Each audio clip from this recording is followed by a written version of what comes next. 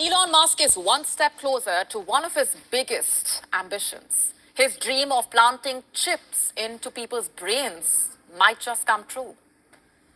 Neuralink, his brain chip startup, already had the FDA's blessing, and now it has got a green light to kick off its first human trials. The approval comes from an independent review board and a hospital. So who is going to volunteer is the question. Who wants a Musk chip in their head? Those who might benefit from it, if Musk's stall claims are to be believed. The focus of the clinical study will be on patients suffering from paralysis.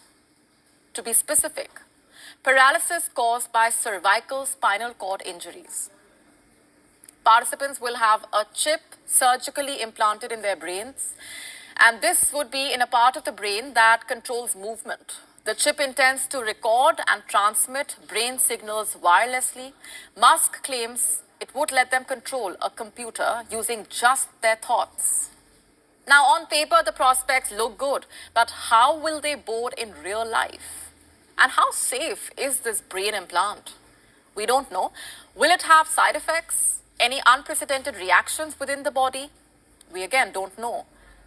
Once inserted, can it be removed? We don't know. Can the chip cause any irreversible changes in one's body? Again, we don't know.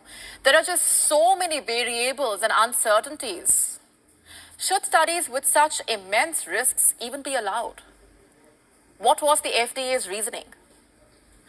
Last year, it scrapped Neuralink's request to fast-track human trials, but back in May, it approved the company for an investigational device exemption.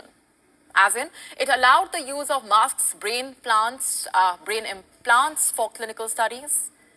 So what changed? What were the FDA's initial concerns?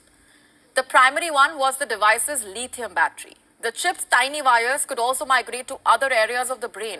And even if it is successfully implanted, it wasn't clear if it could be taken out without damaging the brain tissues. So how were these issues exactly resolved? The FDA did not disclose that. In fact, its green light came at a time when Neuralink was already under federal scrutiny. What for, you ask? Over its tests on animals, and reports say the trials caused unnecessary suffering. Ex-employees have characterized the tests as hack jobs. In one instance, the device was implanted in the wrong position in pigs. The poor animals had to be euthanized. All this for what? For one man's ambitions? Is his innovation bigger than ethics? Can the benefits of the implants actually outweigh their ethical concerns? Musk's long-term vision goes beyond the paralysis treatment, by the way. He wants to treat obesity, autism, depression through his implants. But this dream is years away from coming to life. Elon Musk, however, is desperately trying to fast-track the process. His own employees have claimed that he has put too much pressure on them to accelerate the implant's development. They say it has resulted in failed trials and silly errors that could have been easily avoided. In fact, Musk has repeatedly asked his employees to imagine that they have a bomb strapped on their heads to achieve faster results. Despite Musk's desperation, the clinical trials are going to run for the coming 6 years. Of course, there will be a lot of trial and error. Even if the implants prove safe for humans, a decade or more could pass before its commercial use is authorized. And when that finally happens, how would the chips be used? I hope you understand that I'm talking about an implant that would sit in your brain, made by a private company.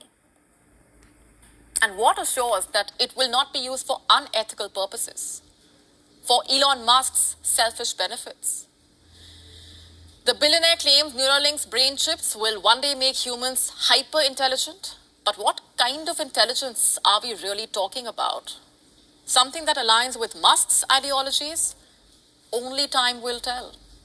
We are now available in your country. Download the app now. Get all the updates on the move. Get your engagement ring at jamesallen.com.